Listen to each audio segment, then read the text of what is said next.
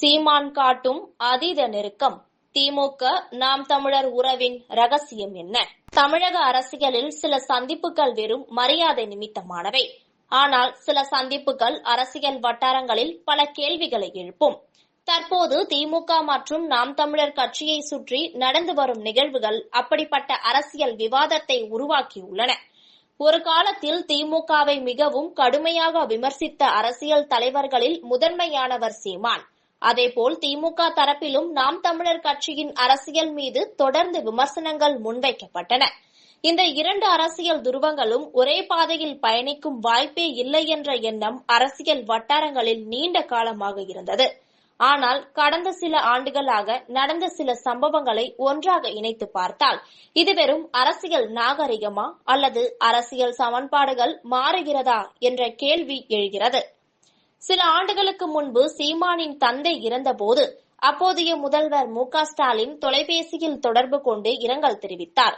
திமுக அமைச்சர்களும் நேரில் சென்று ஆறுதல் தெரிவித்தனர். அப்போது அது மனிதநேய அரசியலாகவே பார்க்கப்பட்டது. அதன் பிறகு மு.க.ஸ்டாலினின் சகோதரர் மு.க.முத்து மறைந்தபோது சீமான் தனது கட்சி நிர்வாகிகளுடன் நேரில் சென்று இரங்கல் தெரிவித்தார். அந்த சந்திப்பும் அரசியல் வட்டாரங்களில் கவனத்தை ஈர்த்தது.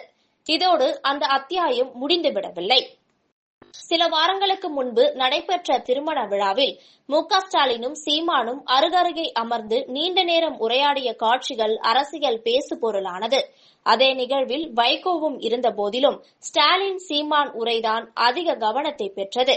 அதனைத் தொடர்ந்து சென்னையில் நடைபெற்ற மற்றொரு திருமண நிகழ்ச்சியில் துணை முதலமைச்சர் உதயநிதி ஸ்டாலினும் சீமானும் கட்டியணைத்து சிரித்தபடி நீண்ட நேரம் உரையாடிய காட்சிகள் சமூக வலைதளங்களில் பரவின.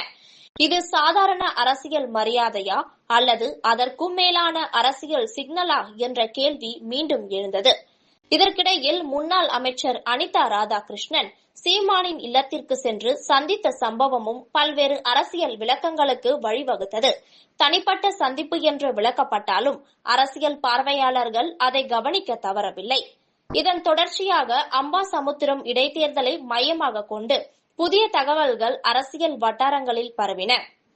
அந்த தொகுதியில் சீமானை பொது வேட்பாளராக நிறுத்துவது குறித்து பேச்சுக்கள் நடப்பதாக கூறப்பட்டது. இதுகுறித்து திமுகவும் நாம் தமிழரும் இதுவரை அதிகாரப்பூர்வமாக எந்த அறிவிப்பும் வெளியிடவில்லை.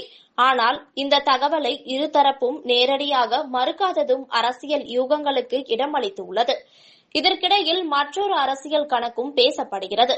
திமுக கூட்டணியில் இருந்த பல கட்சிகள் மாற்று அரசியல் பாதைகளை நோக்கி நகரும் சூழல் உருவாகியுள்ளது.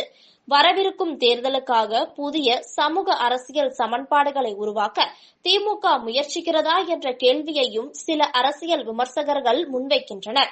மறுபுறம் சட்டப்பேரவைக்குள் இதுவரை பிரதிநிதித்துவம் இல்லாத நாம் தமிழர் கட்சியை, குறிப்பாக சீமானை சட்டமன்ற அரசியலுக்குள் கொண்டு வருவது குறித்தும் அரசியல் வட்டாரங்களில் விவாதங்கள் நடைபெறுகின்றன. இவை அனைத்தும் உறுதிப்படுத்தப்படாத அரசியல் தகவல்களாக இருந்தாலும் தொடர்ந்து பல்வேறு மேடைகளில் நிகழும் சந்திப்புகள் இந்த விவாதங்களை உயிர்ப்புடன் வைத்திருக்கின்றன. இந்நிலையில் நாம் தமிழர் கட்சியின் சில ஆதரவாளர்களை சமூக வலைதளங்களில் கேள்வி எழுப்ப தொடங்கியுள்ளனர். திமுகவை கடுமையாக எதிர்த்த கட்சி இன்று ஏன் இவ்வளவு நெருக்கம் காட்டுகிறது என்ற கேள்வி அவர்கள் மத்தியில் பேசப்படுகிறது.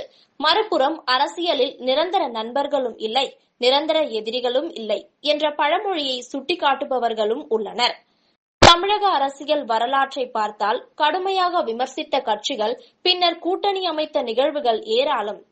அரசியல் சூழ்நிலை, தேர்தல் கணக்கு, வாக்கு வங்கி, சமூக சமன்பாடு போன்ற காரணங்களால் பல எதிரிகள் பின்னர் கூட்டாளிகளாக மாறியுள்ளனர். எனவே தற்போதைய சந்திப்புகளை மட்டும் வைத்து எந்த முடிவுக்கும் வர முடியாது என அரசியல் ஆய்வாளர்கள் கூறுகின்றனர். அதே நேரத்தில் தொடர்ந்து நடைபெறும் இந்த சந்திப்புகள் பரஸ்பர மரியாதை வெளிப்பாடுகள் மற்றும் அரசியல் வட்டாரங்களில் பரவும் தகவல்கள் ஆகியவை ஒரு கேள்வியை மட்டும் வலுவாக எழுப்புகின்றன. திமுக நாம் தமிழர் இடையே ஆன இந்த நெருக்கம் வெறும் அரசியல் நாகரிகமா அல்லது வரவிருக்கும் தேர்தலை முன்னிட்டு அமைதியாக நகரும் புதிய அரசியல் கணக்கா? இதற்கு பதில் சொல்லக்கூடியவர்கள் திமுகவும் நாம் தமிழரும் மட்டுமே.